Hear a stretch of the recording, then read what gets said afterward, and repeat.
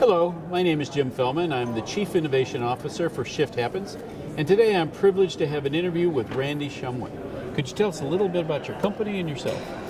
So the Cicero Group is a management consulting firm. We reside at the intersection of data and transformation. We help organizations change based on evidence-based practices and through real effective data analytics. Last year we were rated the 40th top management consulting firm in the world, a top 10 boutique consulting firm, and the number 4 best to work for. So something we were particularly proud of. As you should be. That's high marks indeed. Thank you. So as you are in a very competitive space, We are. what would be some of the big challenges that you face to obviously achieve that lofty recognition that you've gotten? Well, we started in 2001. A lot of us were ex-Bain, McKinsey, BCG consultants who found that we had a real joy in rolling up our sleeves and helping organizations change. So more than just developing a glossy PowerPoint presentation that resides on their shelves, we wanted to actually drive improvement in the organization through operational excellence, change management, and transformation best practices. The biggest challenge for a firm like ours is attracting, developing and retaining incredible talent, and it's why among the things that I just mentioned, being the 4th best consulting firm in the world to work for, we take a great deal of pride in. We've been ranked best places to work 5 of the last 7 years in the state of Utah, and it has allowed us to attract exceptional people. When you have great people in a management consulting firm, you're able to deliver better work, and in delivering better work, you're able to deliver better results for your clients, and you have happier clients that hire you again and again. So you say you're in Utah, where I would not normally think that you have a rich labor pool to pull from. And an incredibly rich labor pool, believe it or not. So you've got a couple of institutions of higher education that are exceptional, that punch above their weight class. Brigham Young University in Provo, Utah, is a private institution that kicks out undergrads with economics and strategy and applied math degrees that are choosing between Cicero and McKinsey, Cicero and Harvard, to get their PhD, and Utah's just a great place to live too. We well over 60% of our staff originate from outside of the state of Utah.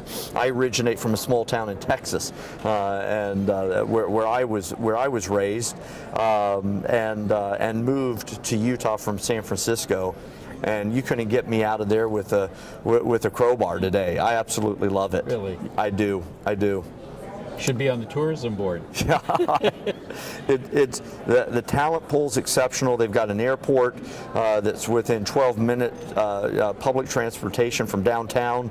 I live on 5 acres backing up to federal forest, and my commute to work is 10 minutes, unless the traffic's really, really bad, and then it's 11 minutes. For a home that would, I could afford a shoebox in San Francisco. Sure. So it's just a great place to work and live. The airport gives us accessibility to anyone around the world.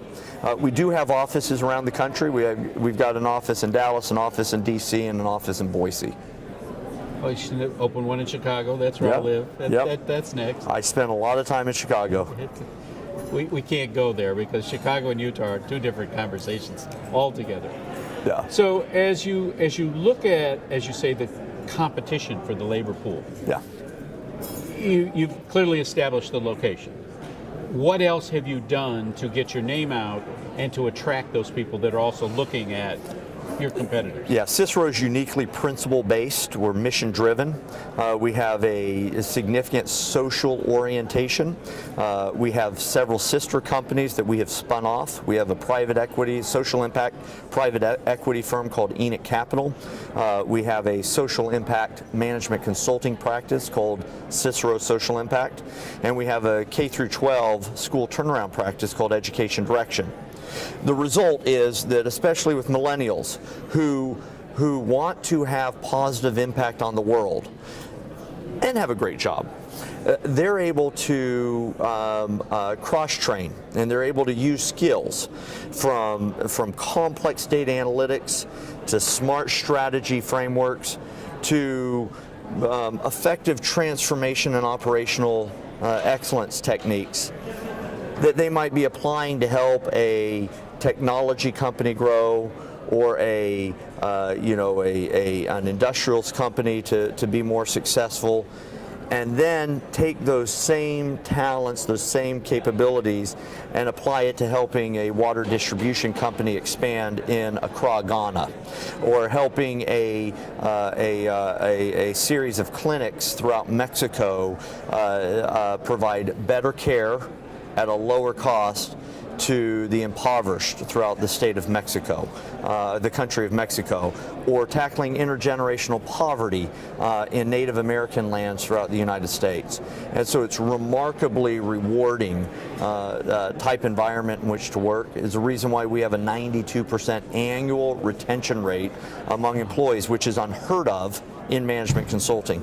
Most management consulting firms are in the mid-50s for annual retention. We're 92%. And we take a great deal of pride in that. That also results in us being able to deliver greater impact for our clients, because the tenure of our employees is so much greater. And you have the consistency. We have the absolute consistency. Right. We oftentimes will have clients. We have a Fortune 50 company that we've worked with for many years, and they joke that they have the same team through 3 generations of internal employees themselves. So the company has had 3 people at the VP level to whom we've provided this work for, and our team has stayed the same over the last 7 years, and that consistency creates an institutional memory that's quite beneficial to our clients. That's a great competitive differentiation. We think so. Yeah. We think so. So you hear a lot of people talk about, well, I lowered my price, and I've never said that price is going to be a competitive differentiation, because everybody can lower their price. Yeah. So you not only have a client retention high cap, but you've got an employee retention, we do, which is unbelievable. We do. And so Cicero doesn't have a single salesperson. All of our growth, and we grow about 30% annually. We've never taken an outside dollar. It's all, we reinvest every penny that we make. The shareholders of the company are all active partners of the company, so there's no outside influence that could skew our strategic vision and the decisions that we're making.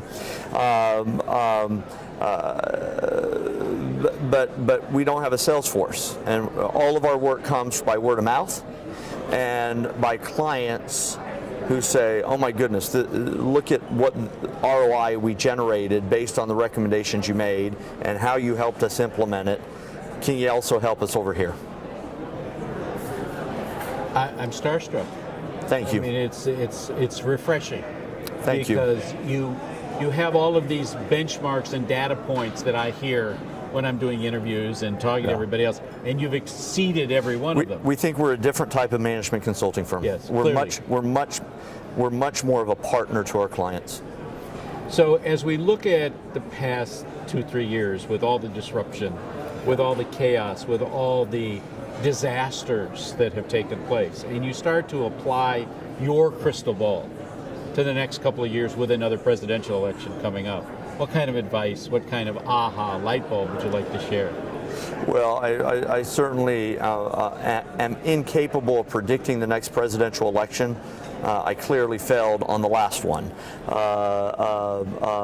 But I think if you look, at the macroeconomics throughout the United States and globally, the fundamentals are in place for continued economic acceleration. You're seeing significant strides that are being made in developing countries throughout Latin America, Africa, and Southeast Asia, and that growing economic populace is going to help buoy the developing countries. You have much greater access to education, to improved health care, and to and economic opportunity. You know, small businesses getting access to capital in ways that historically they've been incapable of doing. I'm bullish on the direction our global economy is headed, and you know, despite some of the nationalism and myopic jingoism that you're seeing gaining a little bit of momentum in Europe and the United States, I think will prevail over that short-sightedness, and the economic fundamentals are in place for continued acceleration globally. Well, as you know, today the Fed's announced that they're not changing the interest rate, and it looks like that's not going to happen sometime this year. They announced that it's unlikely that they will increase interest rates through the rest of the year. Right. So that's a predictability and a stability that's going to help companies. It's going to accelerate capital investment this year. I think it's a very positive sign. Well, this has been not only enlightening, but enriching from my standpoint. You're generous. Thank you so much for your time. Thank you. Thanks for having me. This is Jim. Thanks for listening.